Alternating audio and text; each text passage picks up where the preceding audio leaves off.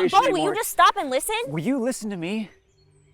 You go out there and there's no witch and he's out of his tricks, it's not gonna end well.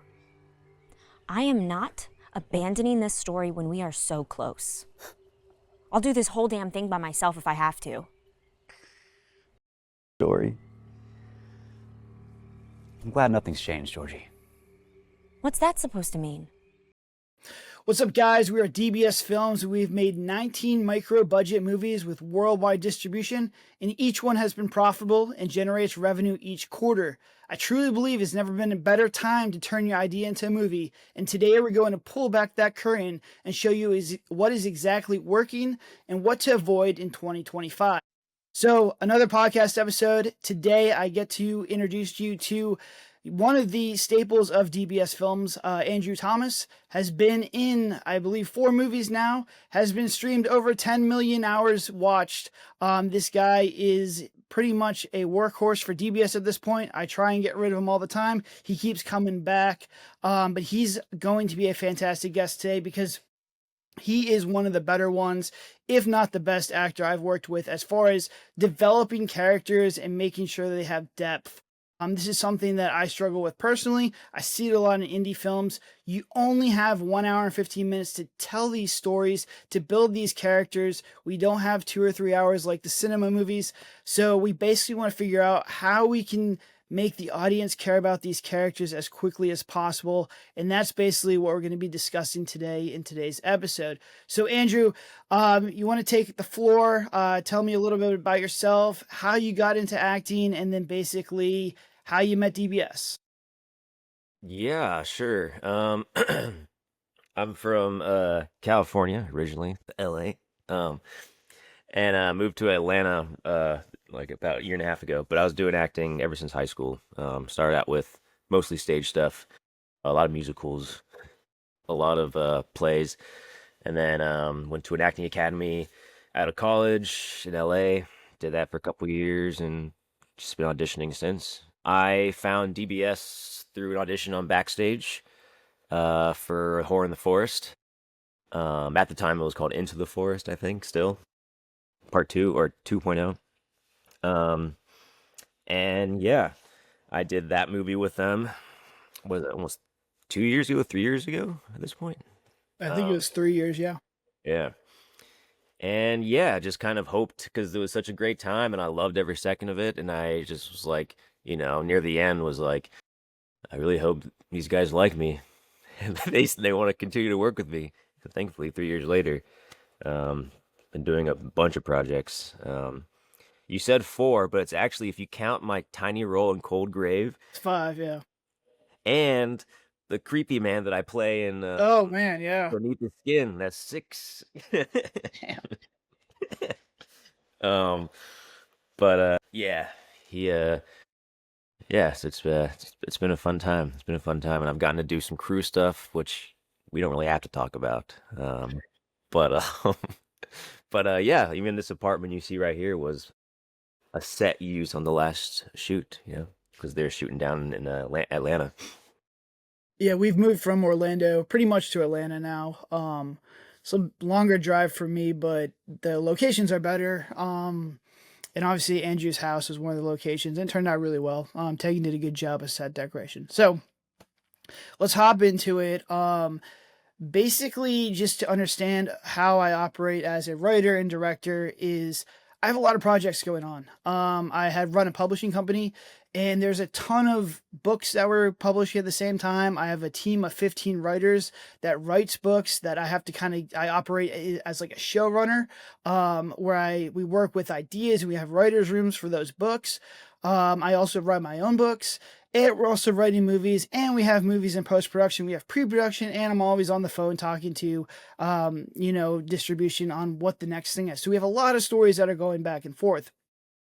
One thing that works for me is to basically work a lot with the actors in pre-production. And you'll hear me say this a lot of times. Pre-production is 90% of my job as a director. Basically, I want the actors to be so comfortable with that character. Everyone's on the same page that if I don't show up, they can basically direct themselves to make the movie. That's the level of pre-production that I'm trying to get to. With each movie, we get more and more, pre-production, and it gets better and better. So, that's what I do is I'll give sort of a blank slate for the characters. Obviously, there's things that I want to hit. There's character traits I want to hit. But I really want to see it from the actor's eyes because they're not looking at the overall production like I am, because I also have to be a producer hat, or cinematography because in the DP, there's a lot of things I have to look at. The actors see it through their eyes. And one thing specifically with horror movies that we struggle with is basically, is the motivations correct? Should they be doing this task or continuing the journey, or should they just piece out of that set? And we want to make sure the motivations are aligned all the way through, because if they don't, the audience picks up on that very quickly and we have a lot of issues. So my scripts are a little bit more blank. They're a little bit more fluid. We're basically pitching concepts, not finalized scripts, because we're going to make it ourselves. So I wanted to get your advice, Andrew, or not your advice, just your perspective of the first time you got Horror in the Forest. And for you guys who don't know, Horror in the Forest is a remake of Into the Forest, which I put on YouTube today. So if you want to go back and watch it for free on our YouTube channel, it is there. This is a movie. This is, I think, our first found footage movie. We made it 5 years ago, I believe. It did really, really well, but it suffered from a low budget. There's a lot of screenplay issues in there. There's a lot of character stuff that, when we were first starting out was in there, but I really liked that story. So we kind of kept the core elements of it and, basically remade it, which I highly recommend. Andrew was the lead in that one along with Alexa. And so I want to get your feedback on when you first got that script, how you kind of break down, the character, and how you we added that depth to it, because there is one moment in that movie that I held precious. And I was like, everything we have to do has to get us to this moment. And we'll kind of go into that after you kind of break it down. Give me your thoughts as an actor and how you kind of broke down the Bo character for Horror in the Forest. Well, it definitely started with like one of our first couple meetings after I got the role. And you kind of explained up front that you were very open to collaboration as far as ideas. Any ideas, send them your way. Which that kind of like, for me, like metaphorically, like you like took me off the leash.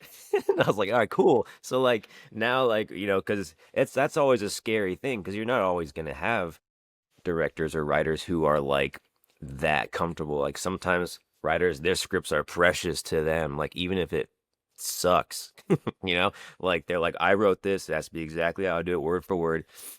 So it's nice when you have someone who is open. And I remember I had a lot of questions about Bo. Like we didn't really know what his dynamic was at first. I don't think there really was an established dynamic in the original script.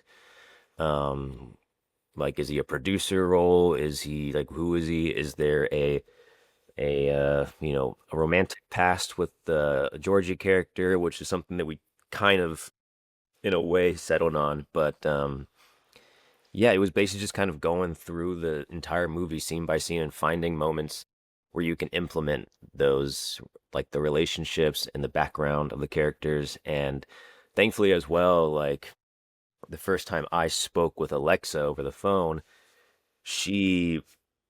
her and I were on the same exact page immediately when it came to the characters and how much we cared about the characters and how much we wanted to like make them as real as possible. Because, at the end of the day, like horror movies become way scarier when you care about the characters, because it raises the stakes, because you actually don't want these people to die, instead of like they're just these people who are dumb making stupid decisions, and it doesn't really matter if they die. It doesn't really affect you emotionally.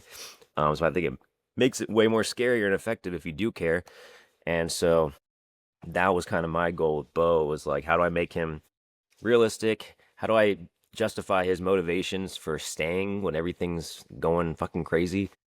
And how do I make him likable even though he's complaining the entire time? Yeah, and I think that like I like to work backwards with a lot of the scripts. And we'll talk about each scene that I kind of bring up to the actors first. And there really was two scenes that I really wanted to kind of highlight in this movie. The first was the should I stay or should I go? And that was a big one because his character, Bo's character in this movie, is the audience member. And the audience member is like, I want to get out of here. I don't want to follow this crazy Nelson guy into the woods. I don't want to be doing any of this stuff. So how do we get him to stay? And I think I said everything up until that point needs to make his decision to stay make sense. It can't just be, oh, I want to go out here because, you're my friend, Georgie, was the character's name. Sorry, I have so many characters. Georgie, I just want to follow her to basically die and go with this creepy guy. There has to be a reason for that. There has to be motivation. The other one, big one, was your fight scene with Nelson, because we wanted his character to basically need a break to kind of create like a mini climax before we get a larger climax. And those were the two I was like, all right, how do we back into this stuff? With the Nelson character, that one was easy because it's basically what can he say to Nelson to basically piss him off so much that he gets into a fight with you. The hard one was with Georgie, and why do you want to stay with Georgie? So why don't you go over like what we kind of came up with and how this really went from like, I think they were just basically friends when you first started. Maybe there was like some hint at romance or in there, and then how we really kind of fleshed it out to basically even adding scenes to kind of get the characters to that point. Yeah. Because I remember you mentioned to me during one of the meetings that, 'cause I think I might have brought up like maybe there's like they have a past or some sort of romantic past, or like there was maybe something happened or something didn't happen but they wanted to.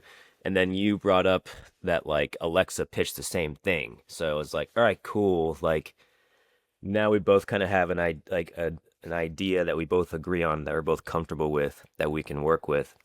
And that kind of, I think, answered that like plot hole of why he would stick around. Like if he's just like this grumpy dude the entire time who's like not really believing in what's going on, like there's no reason why he would stay, even if he is friends with this person or like just coworkers. Like he barely knows the Dylan character.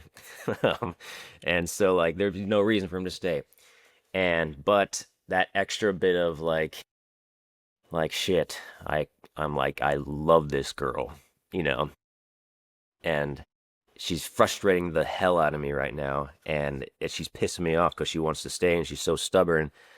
But like, I'm not gonna leave her with this crazy dude walking in the middle of the woods, And I think it's that conflict that made Bo's decisions interesting, and just his frustrations grow and grow because he's so torn between these his feelings for Georgie and just the reality of how messed up everything is in the movie. Yeah, and I think that adds to, it's like you don't want somebody to go off into a bad situation even when they're doing something stupid. It's like you're still going to be there. You're going to try and get her out of there. And I think it played well. I think that, looking back on it and the screenplays that we've done, and we've done, I think, probably 7 or 8 movies since this movie, I think we could have touched on it more as kind of like what it just needed a little bit more touching. Because we kind of went blunt force with it, with the added scenes. And there really is, like, you really want a slow, gradual climb of this kind of stuff. I see a lot of indie movies that I watch will basically hit you over the head with it in large chunks. And that's difficult for the viewer to kind of comprehend, and it slows the pace of the movie down. And we kind of made that mistake in this one a little bit, because there is one really large scene when they first get there that, I think was important because it really showed your history and your dynamic. But I think it's cool to kind of look at this one and versus like what we do with Bigfoot. And it's better to kind of chop it up and kind of have like a slow burn up there, because this one we have like one giant big scene. And then you have the other one where you're like on the laptop, or Dylan's like on the laptop, where you're packing all your stuff up. Yeah. And there's really nothing in between that, just because, once again, we only have an hour and 15 minutes. There's only so much you can do without sacrificing the pace in the movie. And the pace in the movie, to me, is the most precious because we get paid per the ads. If people turn off your movies, we don't get paid. And it's a difficult thing to basically do. In the algorithms and how they, work today, do I like it? No. I don't like it, but you have to hook the viewers, you have to keep them interested, you have to go. So we're going this fine line of, keeping the pace and making these interesting characters, and it's been a process. But I think that if you didn't come up with that stuff and work on that stuff, and also like the edgy kind of character, I do like that, because he was the viewer in this movie, as he's going through there, he's in this like terrible woods in Florida doing all this crazy stuff. So was there anything in there that you want to add as far as like that Bo character that maybe you got inspiration from, or that you kind of added to that character? Or is it just kind of like, as you're kind of acting, the knife kind of appears, you talk about the knife and how, as you're on set, things start to kind of just fill themselves in? Yeah, I mean, Bo too, still to this day, I think is like he's my top two favorite characters that I've done. And he's so simple. But I think that's probably the character so far in the movies that I've done with you guys. That is, I think I just brought the most me into, just like personality wise, and attitude wise. Like I think, like there's stuff here and there with the other characters as well. But like, for example, like Drew is like he's a more like peppy version of me, and like, like, let's go, guys. And like Tony is just more of a depressed, angrier version of me. And like, but Bo, I think, is like the closest thing to me that I could bring to a character, which is a lot of fun because like a lot of his reactions, like the what the fuck moments with Nelson, is like that's just my face doing things, and it was just like this was my first found footage movie too, and we can also talk about that as well, like the transition between found footage and cinematic, and just the acting styles that come with that and things you have to adjust. But the found footage style really lends itself to just like adding in those just micro expressions, those micro movements to your character in such a free way, because you're not getting inserts, you're not getting over the shoulders. It's just we're just living in the space of a scene that sometimes will last like 2 minutes long, a full take, and it's just your job as the DP just to capture it, like. And so there's a lot of freedom in finding your character in a very, very real and natural way that way. That was really cool to kind of discover with that character. Yeah, I mean, I thought I like the pissed off version. I like that character because I don't think I've really seen it in a lot of movies. You do get a lot of peppy guys that are like happy to be there and happy to die in horror movies, and he was just like pissed off. And it was just, I think it was just kind of unique, in his like agitation. And I think it lends itself well with the audience of like, man, if I'm going out there and cause I don't even know, I guess you were like her partner. I can't remember if you guys were like splitting the money or something along those lines, or like you were just there. I don't know if we ever really fleshed that out a lot. But there really was no real reason to you to do it other than the girl. And that's kind of interesting. And probably something we should probably, had fixed. But at the same time, which we did in Bigfoot, because I think you both were trying to get it, and you had more motivation towards the end. Once we get to Bigfoot, we'll talk about that. But, I like that character, and I like to bring him back. And I think there is like little pieces of stew in this one that was kind of like fleshed out. But I've just never really seen that character who plays the audience of like, why are we here from start to finish? And I thought that was kind of interesting. And it has like a nice reveal. And I thought we did a really good job of giving you enough motivation to basically stay. I think that if we were to do it again, we'll do what we did in Shadows of Bigfoot, which is kind of, we peppered it up a little bit. So we could probably segue into that.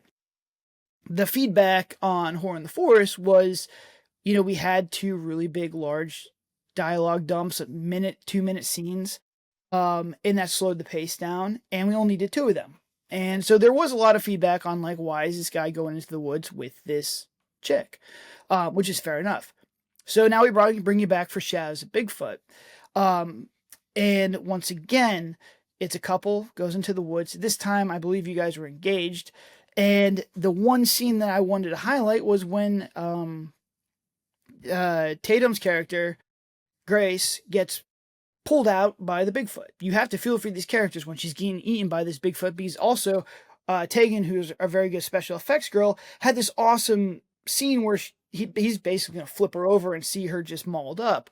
And both those have to have emotional impacts to get them to where they're going.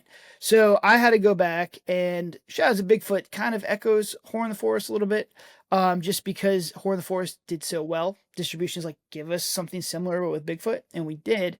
But I needed to learn basically from the mistakes of the screenplay of Whore in the Forest, which was we had two really large dialogue dumps, and with found footage, you're going to be talking for 2 minutes. It slows everything down. 𝐿𝐮𝐬𝐵𝐽𝐿 was, okay, how do we kind of pepper this stuff out and make them like each other without being over the top? And I thought we did a much better job with this one. Moving forward, this was the first time I was like, people really cared for these characters in one of our movies, which I really thought was cool.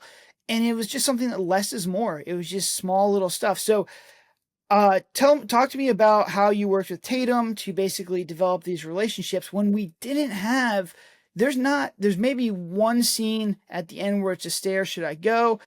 But the rest of them are very short, like almost 30-second clips in there. And I did cut the kissing scene because at that point the pacing was really dragging.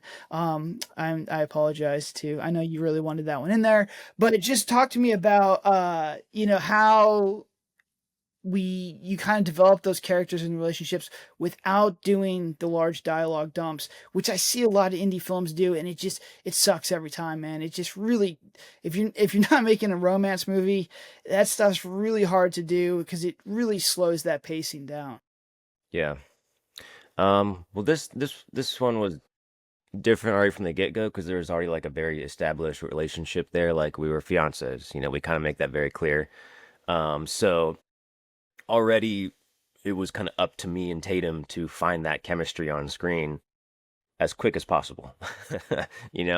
And I think again, like I just got very lucky with my co-star that like they were equally as passionate about coming up with ideas and characters.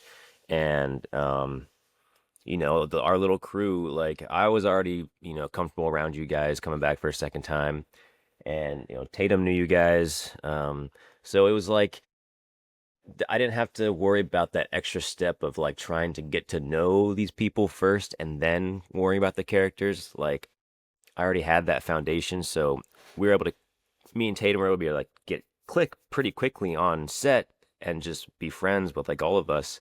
So finding that stuff on camera was very, very easy. And so the next step was just trying to find add moments that like, that just show that like we're, just got married, we're engaged and we love each other. Like, how do we just fit those moments in without making it super obvious? And I think what really helped with this movie was Whore in the Forest. It's pretty much just 3 people and the cameraman the entire movie, at least like 99% of the movie,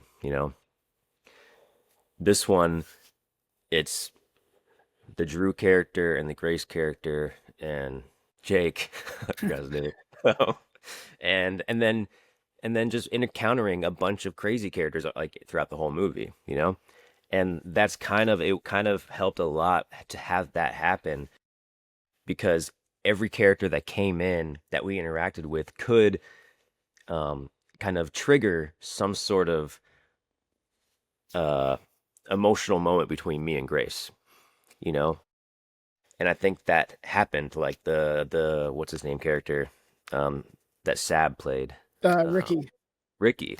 Like his character was he was an instigator, and he was like, threatening my like masculinity, and like, hitting on my fiance, and that allowed me and Grace to have some more, emotional back and forth, and more depth to our characters. And Jeb, his character, like he introduced the whole like, the reason why we should go after Bigfoot and why Grace thinks we shouldn't. And so like I felt like it was way more natural and it flowed better to have characters coming in every once in a while to create those moments of dialogue instead of having like the horror in the forest scene where it's just sitting across from each other and just doing it all in one thing, if that makes sense. No, it totally makes sense. And I mean, the feedback when we show these to distribution, and the show is a Bigfoot movie, the issue we had with that one was there just wasn't enough to keep that pace going. They're just with Horror in the Forest, we had pop scares, we had people coming out, we had all this crazy stuff. The Bigfoot's smaller than what we thought, and there's no real way to cheat that. And there just wasn't like people expected a Bigfoot movie, and they got a Bigfoot movie, but they got it with maybe 20 minutes left. The last 20 minutes of that movie are fantastic. Getting people there was difficult. And the feedback we got from distribution, which I thought was fantastic, was they did such a good job with the couple stuff and making you like these characters that we don't need to have all these other scenes. Like I cut a pretty good, there's probably about 10 minutes of that movie that I cut out that are character development stuff from you guys because we were so focused on it. But it was a learning lesson, as in less might be more for some of this stuff. And a lot of it is what you just said. It's how you look. It's the little inside joke. She has really good, Tatum had some improvised scenes on like putting dead people in barrels and stuff like that are actually really funny. And just even like the little montage scenes I like to put in there were just really nice. And I think all that stuff really just showed that you guys cared. And you don't necessarily need to have like these long dialogue dumps if you do it smart and go. Now, I did tell them to anytime that they're walking in the woods, they have jokes or they try and do something cute. Like this something that I was actively telling them to do, and I could put that in the movie myself. And that a lot of times is enough. And I do think it did help that they were fiancés. So immediately it's like a plot device to be like, these guys must love each other if they're fiancés. So I think that was definitely better. But, moving forward, just kind of leaving the breadcrumbs is kind of better if you're kind of doing this stuff. If you're making a horror movie, obviously, I'm not making romance movies. You need people, if you're making a romance movie, to care about each other more. But for horror movies, you got to get them to like each other as quickly as possible and then just go from there. So I do want to highlight something. This was your second movie that you've worked at DBS. How does that feel to know what we're about, know our language, and know everything is, and bring that to basically another performance? Well, it definitely made it way easier, just in terms of, like I said, like there was a whole extra step of, getting to know these people and trying to learn how they work. Granted, like Horror in the Forest, like I feel like after like night one, I feel like it was never really awkward in Horror in the Forest. I feel like we all kind of got along pretty quickly. But just this one, it's like coming back and it's like, it's like, okay, I know how these guys work. I know like the vibes on set. And it's like the pacing. I know how quickly we work now and how much time we have for things and how much input we have, and how much we can get away with, and knowing that, not every idea is going to be, taken, obviously, and you kind of just have to deal with it. But yeah, it kind of just like from the get-go, it was like, oh, cool. I'm making a movie with my buddies again. It wasn't like, oh, who are these weirdos? And that's something I always struggle with, is getting actors to basically relax and give me their honest feedback, because for the first time on there, they would just want to like, give me whatever I want, and I could have a horrible character, I have terrible dialogue in there, and they'll be like, this is fantastic, this is great. They're basically gonna lie to me. And that doesn't help me, because my goal is to basically make the best product. And once again, I'm relying a lot on the actor's feedback. At the same time, something you mentioned before is that, I will give you rope to hang yourself. And a lot of actors do hang themselves. Like, it's just, some of their stuff is just not good. and I have to be like, hey, listen, like, my job is to act as a sponge, give me as many ideas and variations and stuff as you possibly can, and let me filter it. But when I filter it, you can't be butthurt. And there's a lot of actors who get upset about that. So it takes like a little bit of a finesse that I have to operate with. I'll start them slow and see how they operate to feedback, where I'm just like, that's a great idea for another movie. Because they're not operating with the information that I have. We have the analytics, we have distribution talking. There's certain things I have to hit. There's certain stuff from making 19 movies that I know works and doesn't work. And they've probably never made a movie like this before. A lot of the people we work with have never been a lead before. They've done a lot of shorts, or they're from theater stuff. So if you are going to take my advice, just be prepared that some people just have more fragile ego, and some people just don't have very good ideas. No offense to those people, just the ideas are just not for these movies. But I think, Andrew, you're one of the better ones. I do trust your feedback, and we'll get to that with Stu, because Stu in our last movie was a complete blank slate, which is absolutely fantastic. But I do think, just to highlight this again, just basically to get the actors to come out of their shell. I've tried to get it done in the first movie. Just hard to do. Everyone's just uptight. They've never been in it. The second movie is like night and day. Grace is a fantastic example of that one. Echoes of Evil, very proper, get the thing done. She did a great job. The next movie, all her ideas are flowing. And she was just in our last movie, and she had a ton of ideas and stuff. I was like, where was this before? And she's like, well, I didn't know you. And that's just, that's just what happened. So, I think that's just something, a line that you kind of have to walk. Was there anything else in Bigfoot that you wanted to cover? Let's talk about how you worked with Tatum in that one, because I know you guys, Tatum had worked with us before. We had taken her from the interviewer in Horror in the Forest to a side role in Coldgrave to now a feature role. So why don't you talk about how you guys kind of fleshed that out too, because she was your scene partner for 95% of that movie. Once again, I gave her the same information I gave you. I was like, we have to get the audience to like these characters, so when you get eaten, you have that emotional. Yeah, I mean, it was interesting because like Horror in the Forest was my first like feature film, as far as like a lead in a feature film, and which is like incredibly daunting, to have that pressure for the entire runtime basically. And so it was kind of cool to I felt like a bit of like I felt an obligation to kind of try to put her at ease as humanly possible, because I know she was nervous about being a feature film lead for the first time. And it's like, it was kind of cool to kind of have that role of look, I understand, the last movie was my feature film lead and it's scary, blah, blah, blah, blah, but any questions, just let me know, blah, blah, blah. And so trying to get her very comfortable very quickly was kind of priority number one, because especially when you are, doing a movie where you are intimate, basically, emotionally or physically, it's kind of a weird, tricky thing to talk about. And so, but she was very, very open to whatever at the time. And because it's so freeform, the found footage way of filming, you can't really have an insert on someone putting their arm around someone, you can't have it can't be that mechanical. It has to be kind of in the moment, and there has to be a very, very strict level of communication between the two of us of hey, is it okay if during this scene when we're walking through the woods that I hold your hand or something,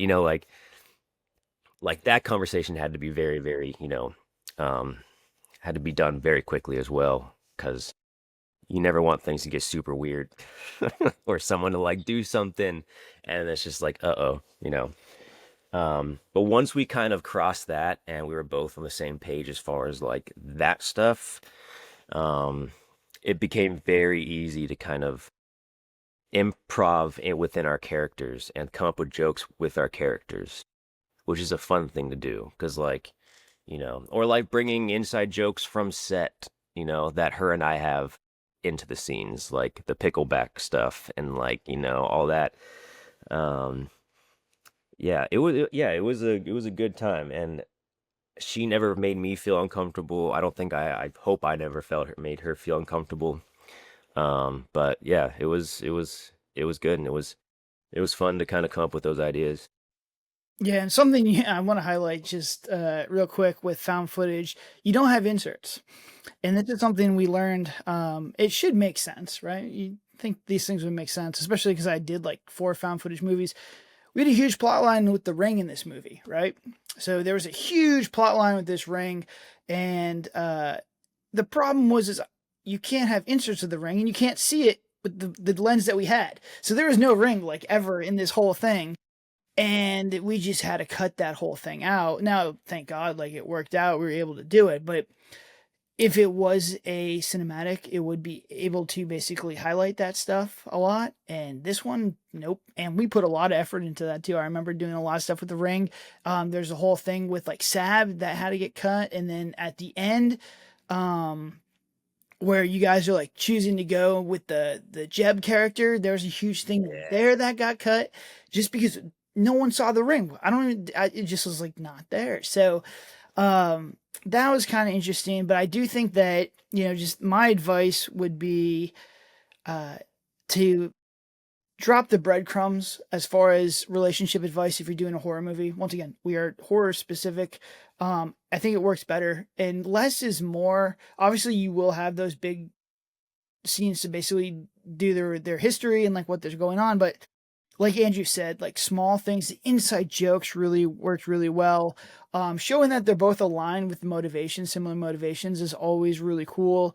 That basically shows that, they're together with their journey, basically. I think just Shadows of Bigfoot was just done much better than we did in Horror in the Forest. And that was just understanding the mistakes we made in Horror in the Forest versus like what we did in Shadows of Bigfoot. I think that if the people who got to that climax saw all that stuff and all that craziness, I do think they fell for your characters.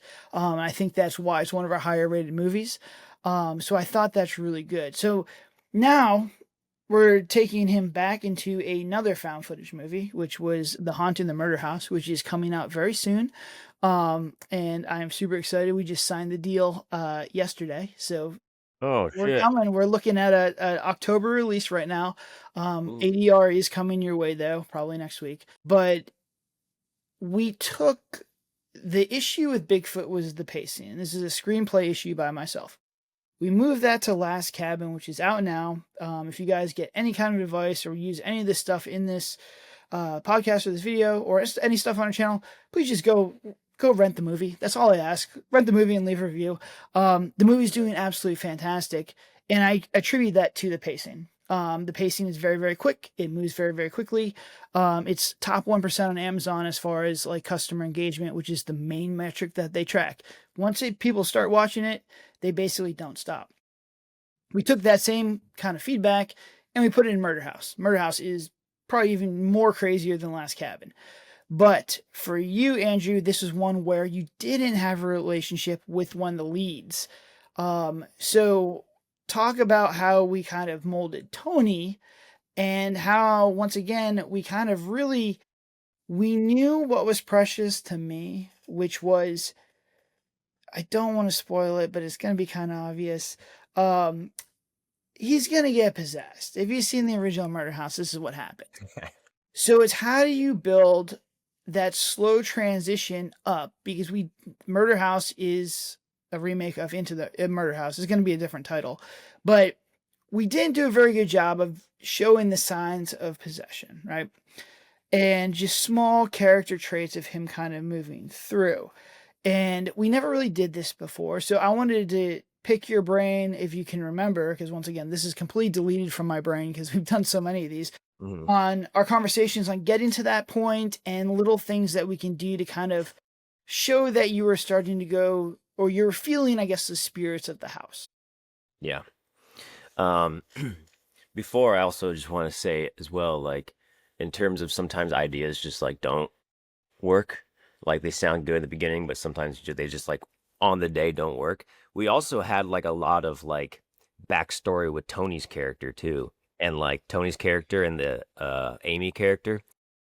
But I think we tried way too hard, I think, and the stuff that we're trying to fit in when it came to like their character history and stuff just like was not really, it didn't really make sense on the day, like where to put it. So I think it was way more interesting to just focus on the possession stuff. Um, but yeah, it was like that was cool because then that was like your process is basically just going through the script and essentially like the other stuff when it came to like the romantic stuff or the emotional stuff, but this time it was where can we sprinkle in little moments that increase over time of there's something up with him, you know, that he's something is changing about him, and without making it super obvious, you know, that it's because he's possessed, because that's supposed to be kind of it's a reveal. So you don't want him to be acting too crazy too quickly. But yeah, I mean, it was just kind of all came down to kind of just the way he was speaking with people too. Sometimes like the way lines were delivered, um, or just like zoning out. I remember we had that one thing where it was like before we shot like because we had those like shots of like, hey guys, now we're gonna try the spirit box, and it's like us standing there and talking about like a tool, and like I think we did one where like where she's like 3, 2, 1, go, and my character's just like zoning out and not paying attention. She's like, Tony. I'm like, yeah. I don't know, stuff like that. Um, and then obviously we did some stuff with Tegan, with just like doing some makeup tricks to kind of gradually see a physical change in him. Um, but yeah, I mean, I haven't seen the movie yet, so I don't even know if it even worked. Well, I'll tell you the stuff that worked. I'll give you a little spoiler. And it's small stuff again. Like this is another thing that I'm kind of hinting at is that less is more in a lot of these movies. We did have a lot of stuff in there as far as like their relationship and the show is failing. But once again, like you said, it just wasn't like clicking. And, you know, if I was precious about this script and what we wanted to do, I would have rolled with that and we would have had not a very good movie. We would have suffered from the same stuff that we had from other issues. But, you know, we kind of pivoted to the possession stuff because I was like watching this. I'm like, all right, this stuff is fantastic. This is where we need to go with the movie. And I started pivoting towards there's much more footage of, you know, Andrew, and he kind of became the main character of this movie as this kind of developed because this was his transition was the coolest part of the movie. It's small little things like there's a scene in the workshop where he's like holding the saw and he's just looking at the saw, or you'll be like, it's hot in here, or you'll have like little sassy remarks to other characters that just show that you're just kind of not right. I think you came up with the idea to cut your finger in the mirror. That was like really cool. That was like the start of the possession. But really, he came up with the final night. I don't think that was in the script. I think that was like your idea that this was the final night, which I think gives them reason to stay. And even in the script, it kind of gets glossed over pretty quick because you literally just had a seizure and they're like, all right, we should stay. And you're just like trying to get them to stay, but they want to get out of there, which works because if you saw your friend, like this crazy stuff happen and like Tegan has this crazy makeup and everything, you want to get out of there as well. So it works. But your character's like, no, I want to stay after suffering like all this crazy stuff is wild. And it actually works like pretty well because it's like the person who should want to get out of there the most wants to stay. And you're just like, whoa, this is kind of crazy. And he starts yelling at everybody.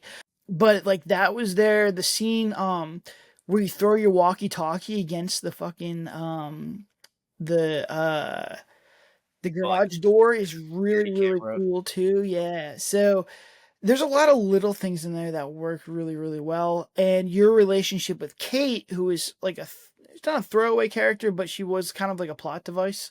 As far as like she's the eyes of the viewer, so we can explain what the show's doing and all this stuff.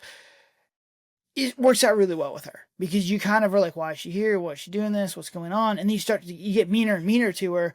And that's really where you kind of highlight the possession angle of like, why is this guy doing this? And then when it's all kind of put together, it's like, oh, okay, I should have saw that coming. So I thought we nailed that stuff. But do you have any advice as far as like working with Logan or Cashmere as far as like a non-relationship you know movie? Because most of our movies have at least a couple or something. This was just friends or people who they're like YouTubers trying to get a channel done, I believe. Yeah, I mean, I think I don't even know. I don't know if it makes it easier or harder, to be honest, because like it's tricky. Because like relationships, like you have an obvious thing to kind of build around. Um, if they're like boyfriend girlfriend or blah blah blah or whatever. So when it's just like colleagues, um, like I think that's why we kind of had to, at least in my mind, we had to have something. So like just like the idea that she's leaving the channel was kind of all we really could really do with that. Um, because the only other option is like you just don't even address it, and it's just a ghost hunting team who are just, you know, who are there, and you just not really address anything other than that. Um, but I honestly think it's harder, actually, now that I think about it. I think trying to figure out a way to make like a dynamic kind of um create an interesting dynamic between characters when they're just like coworkers, you know, or they're just friends, I think is way harder than having an established like romantic relationship or something like that. I Hmm. think it's harder, at That's least in my interesting. mind. Yeah, that's interesting because I think it'd be easier, but once again, I'm not an actor. I do want to talk about you and Stuart and working with Stuart Maxheimer on your relationship because it plays really well in this movie. How there is like it's like this weird bromance at times, but also like you hate each other, and it's just like it plays really well with his character because he's stuck in this van. So like all this crazy stuff is happening to all the people on this film team, and he's just like diddling on his like computer, and he's like, "Ah, it's not that bad, stay." And I like that kind of stuff, and he's kind of giving you shit. So I don't know how much you guys pre-production wise talked or worked with him on that, but whatever you guys did, it worked really well. So I want to see if there's anything or any advice you had on working with, another actor on just kind of getting like it wasn't even a bromance. It was just like it wasn't like bickering either. I don't even know how to describe that. Yeah, his character, like I think, um, was the most fun to kind of like come up with things with. Because I think what we did well in that movie character wise was we established the like immediate dynamics between each character. Like how my character interacts with Logan's character, how my character interacts with Kate's character, how my character interacts with Stu's character. I think those are all very clear, you know, and which I think was enough just to kind of, you know, establish everyone's kind of relationship.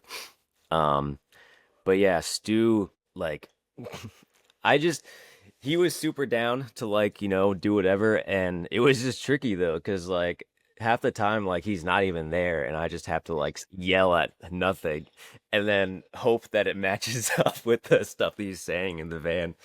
Um, but yeah, Stu is someone that I'd want to work with again for sure. Like, and at least more directly, because I don't think oh yeah, it was just that first scene we had. That was it, right? In person. That was the first scene we had together. It was like outside the car when I'm making fun of him. And I think you highlighted something cool that we kind of moved on or I kind of worked on as the screenwriter is making sure that the character dynamics are in sync, that they understand, you know, what their character is supposed to feel towards these other characters and also their motivations in each scene. I put a lot of work into that because we've had a lot of issues as far as like the character motivations flip back and forth. I think this was an issue in Shadows of Bigfoot. We never knew who was like pushing the charge versus like falling back, and it switches. And that anytime it switches or the motivations are become murky or unclear, then it confuses the audience. And it becomes difficult. And we've had that with like their interactions with different people. We've had movies, if you watch Into the Forest that we just put on YouTube, another plug, those were brother and sister, and there were scenes in there where people thought they were like romantically involved. And that's like, you want to talk about missing the mark on, screenplay motivations. That's about as bad as you possibly can do. So we just need to make sure that you have all that stuff. And, I think we did a really good job in the next movie we're going to talk about, which is The Devil's Hostage, which has gotten renamed Hell Heist because it's so much better. I think that was you who came up with that. Yeah. Because we had a lot of dynamics going on in this one, and I thought it was probably because this is the most characters I think we've had in a movie for an extended period of time. And it was also, I think the motivations of all the characters were clear and concise, and they made sense all the way through. And I think if the motivations are clear to the viewers, to the actors, and everything's aligned, I think you get a better performance. This one just felt different than all our other ones. I think it's going to be a huge step up. I'm really excited. But before we hop into this, give me the breakdown of found footage versus cinematic as an actor, because this is the big one. Yeah, it's found footage acting is such, I don't know. I still think it's such a weird thing, man. It's just like it feels weird. I don't know, because like you have to drop every single ounce of like theatrics that you possibly can.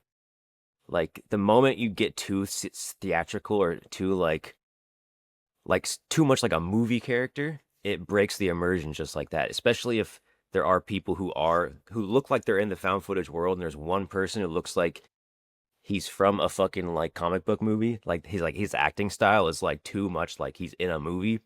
It breaks it up so hard. And so it's like you have to like find that weird middle ground of like almost like you're improvising, but not really, and it has to be looks like you're watching like a home video. Like even the way you say lines sometimes can't like have to be different. Like because you're not hitting your mark, you're not like finding your angles or finding the light, like you're just like you're saying stuff on a whim. You're not even supposed to like really care where the camera is because the camera's just a dude, and like I don't know, dude. It's like it's a trip. Honestly, I think found footage acting is a very strange thing, and I'm glad I've been able to do it, and I love it. I don't know how soon I'll go back to it, but it's just like yeah, and then like cinematic, it's a whole another beast. Like you almost have like unlimited chances to get the shit done right, at least compared to found footage. Like you're saying the same line like 10 times because you got to get it from 10 angles, and you sometimes your wides might be one thing, but then when you go for the the close-ups, you're now saying something before you move. You're now moving before you say something, like it's much more mechanical and like you know precise, that like there's definitely pros and cons with each for sure. But the thing about cinematic that I really like is you can kind of lean into the more theatrical way of, performing. Like it can be a bit more dramatic sometimes. Like you can do things with your body, like you can like look up right before you say a line to make it look cool on camera, like you can't really do that with found footage because it doesn't even make any sense, because like real people wouldn't act like that in like a found footage, like yeah, I don't know if that makes any sense. No, it makes a ton of sense. And I like if you look at the found footage forums and reviews on movies, the biggest knock is on the acting. I don't think it's the acting. And number one, it's not only do you, like with cinematic, I will have a wide shot and 2 close-ups of each other character. So you're getting about 10 different takes of them saying the same thing. So I have 10 different, like worst case scenario, I could just use their ADR or their audio while I focus on somebody else's reaction. So I have the ability to edit them into a phenomenal performance. We've had actors who could barely put together sentences before, and they have edited them into phenomenal performances. So it's just, with found footage, you maybe have 5 or 6 takes at most, because most are going to run 2 or 3, like 2 or 3 minutes. Not only does this have to be Andrew's best take, it has to be all the other actors' takes too. And it's almost impossible for everyone to line up, because that's just not how acting is. Like you just don't know which one's going to be the best or not. And if there's no cut points, you're screwed. So not only is it like that one actor has to give their best performance. Everybody has to give their best performance. And that's why I think like something like the Blair Witch, where there was no lines or there's no scripts and they just went out there and did crazy stuff, kind of lends itself a little bit better because you're not relying on other actors to hit their beats. It's just like, let's just get a ton of stuff and see what works. We don't have 30 days or 60 days or however out Blair Witch is out in the woods. We have 8 days to get this done. So I can't save you in post. You know, there could be, the other lead could have a phenomenal take and Andrew's take could be okay, may not be like one of the better ones, and I have to use it and there's nothing I can do. And that's not even like saying there's audio issues, which we have a lot, or cinematic issue or camera issues. There's no saving you. And then also it's just, with found footage, there's 2 camps of found footage, and this is like the wildest thing for me with the found footage people is there's people who like the style of found footage of just being a first person view, right? They want a movie in the first person view. And that's how we shoot our found footage. It is a cinematic movie with almost like Hardcore Henry is a found just the POV of the character, right? There's music in our stuff and we have crazy kills and people just like that immersion. And we do that because it's more popular. It's a lot more popular than the other half of found footage, which is people just want a cell phone recording that's as authentic and realistic as possible. And that's fine. I understand, you know, found footage is about immersion. The problem with that is it's boring. 90% of your movie is going to be, you know, static cam or just crazy stuff. And it's not going to be it's like people are going to turn it off.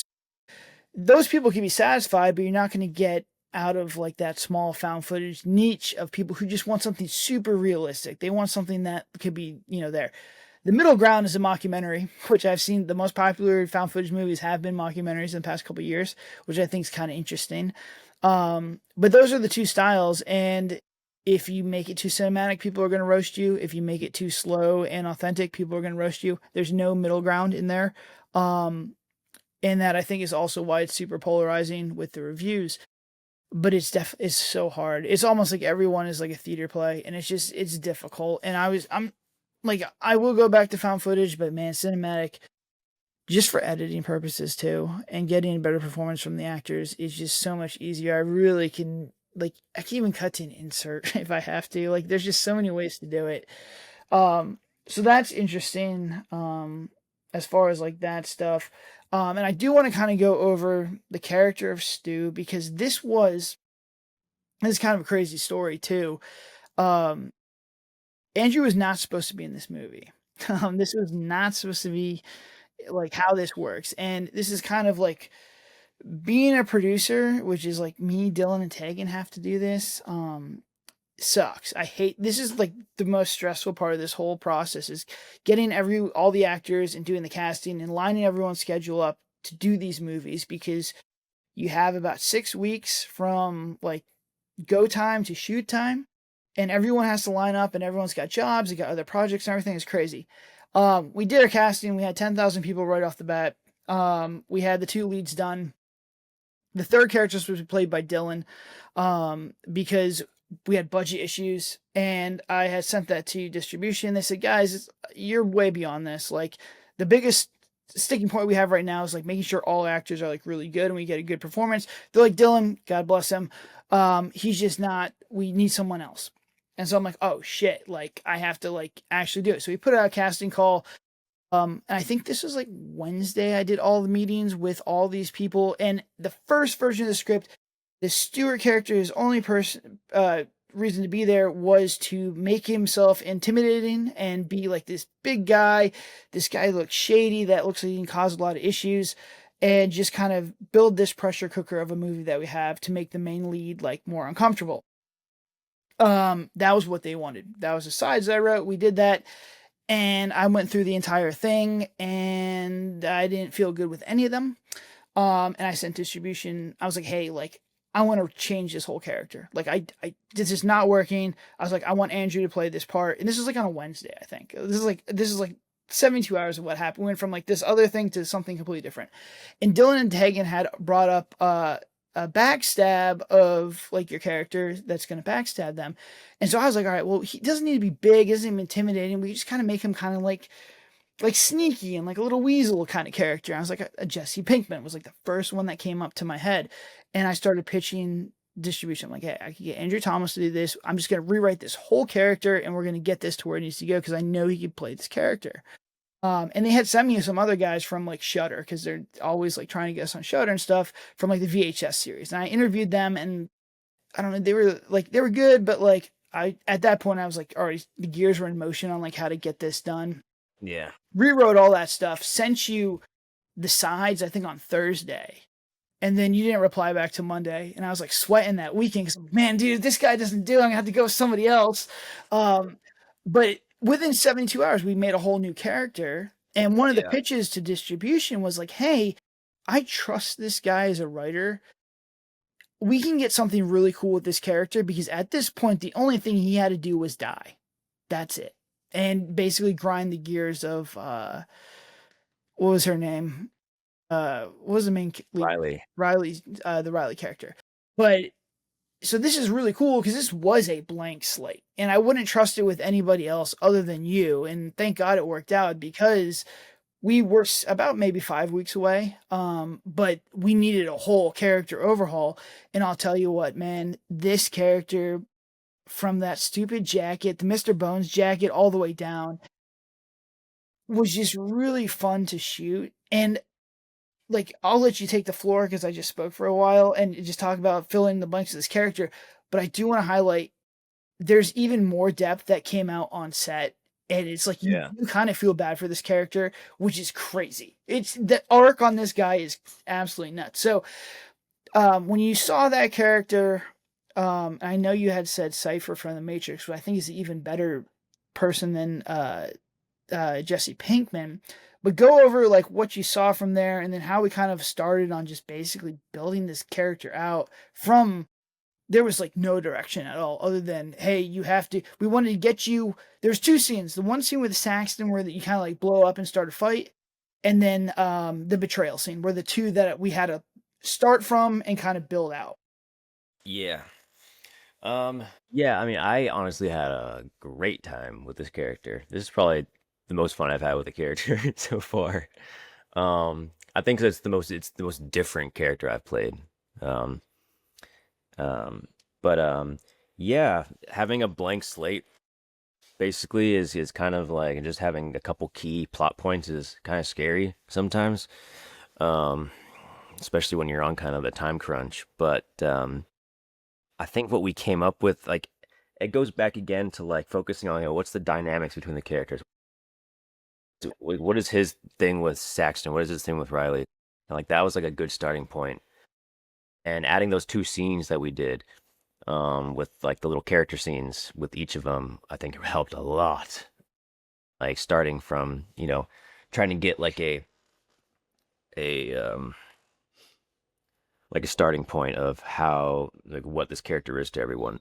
And yeah, he kind of like on paper, he was a certain way that I think we were happy with. He kind of leaned more towards the betrayal aspect more, and like there's more of a kind of like more clear turn in the script and the final script. But once we started working on set and I realized how easy it was to work with Madison and Matt, like I think from an actor standpoint too, this was probably my easiest gig yet. As far as just like meshing well and like the flow and like everyone understanding like their roles and working off each other, like it was just so smooth for me at least, which made it so much more fun as an actor when you have like co-stars like this who like not only know what the hell they're doing, but like everyone just gets it and we're all like on the same page. And so from that, we found more things about Stu, and it kind of like occurred to me that like this movie is kind of interesting, like because I had this idea of like at a certain point, this movie, you can kind of sympathize with each character, you know? Even the crazy man, you know? Because he believes what he's doing is right, and technically he kind of is. I mean, it's morally gray, but still. So I was like, how cool would it be if like each character, like Riley, you obviously feel for her because of her mom. The mom, you feel for her because she has cancer. Jackson, when we kind of lean more heavier into like who Riley is to him, I think you can feel for him too. You can feel for at least their relationship. And I was like, but how I think it'd be kind of cool. Like you can also feel for Stu at a certain point, you know? That way as an audience member, like there's no real clear villain. It's just like everyone is kind of in this fucked up situation, you know, and trying to get out of it in some way. And it's kind of tragic, you know. Everyone kind of it's like it's everyone kind of has like a tragic end. And even like when we kind of redid the the betrayal scene, I wanted to like play it way more like he's upset right now and he's like doesn't really know if he wants to do this. And it's like I want you kind of to feel bad for him in that moment, because like he's not really seeing any other options. Like he doesn't have Riley, or like he's kind of on his own right now, and he can only get one thing out of this, which is the money. No, I think it's a testament to like your pre-production work and the team to pull it all together, because your character was just a one-dimensional chode. Like his only thing was to basically just piss off Riley character, and that's it, and just add an unknown into that script. And I know you had brought it up, we had talked about it in pre-production on like giving him a little bit more depth, a little bit more ambiguity.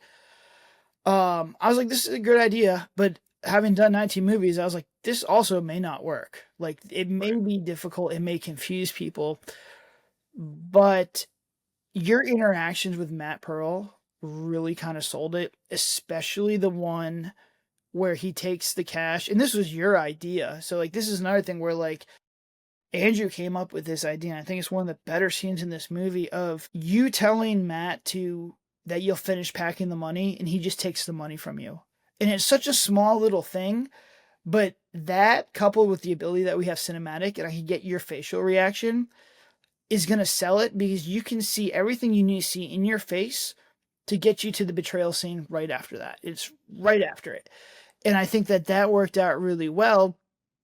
But I also see like, and it probably was a little bit intentional on both of you guys, but it really plays well where you and Matt work really well together. And there are like bro moments, like even just like looking at the paintings and stuff like that, that kind of show that there is like more of a friendship there. Which makes sense of like why he would bring you there, which is like another plot point. So I thought that was all interesting. But I mean, it's kind of like when I'm looking at these movies, there's things that are in your head and there's things that you have on paper and there's things we talk about, and then things go in a whole different direction. And I think you just have to be flexible. And like, I leaned into that when it started working because it was cool. Everyone in there is morally gray. There's reasons for everything in there. And my favorite kind of villain is the one that's just like, he's doing something terrible, but he has a reason why he's doing it. And I think that all the characters, like you said, kind of do that. So that was kind of interesting. You want to talk about you and like Madison and how you guys fleshed out how to make each other like hate each other? Because that was like his character's job, is to basically make the Riley character uncomfortable. So I thought this was kind of different because this is a complete opposite of being in a relationship. It's like, how do I, make you hate me? Yeah.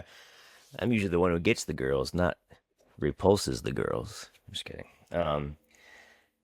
Well, it kind of came down to also, and like this just goes back to everything that I've said. I've gotten very lucky with co-stars in these movies, but Madison was the first person I reached out to for this movie, and she lives in Atlanta, so we were able to meet up in person, which was awesome. But yeah, like I also think it's like I know you specifically have said like you don't want like you want to stay away from like straight up comedy as much as possible.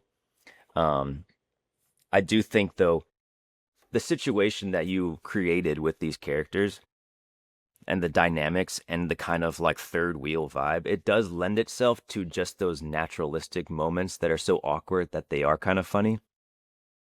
You know what I mean? Yeah, And I think you have a good one where you're stuck in the car. Like yeah, that was good. but that's kind of the stuff we were kind of like um kind of leaning towards is like those like awkward like you're my buddy's new girlfriend and now he's not spending that much time with me. He's always spending his time with you kind of relationship. And that's kind of how we played it, at least in my head. And because I didn't want it to be too obvious of like, oh, who is this girl? Is she replacing me, man? Like, I kind of wanted it to be more like he's just busting Saxon's balls the entire time and just like being a bit of a dick. Like, not like in like a, I'm like really, really upset kind of way, but he's just like kind of an antagonistic kind of like douchebag. And that made it way more fun, I think. And I think it made it more real than just from the jump being like, I better not be being replaced, bro. You know? Because I think that would have been too melodramatic up front. I think like taking away that aspect helped, and it's just more so like the real betrayal is Saxon like not following through with his plan and then ultimately not trusting Stu. I think that's motivation enough for that betrayal to happen. But yeah, I don't know if that answered your question. No, I think it's that also what he just highlighted, I think is, more advanced screenwriting and writing just in general than, beginner stuff.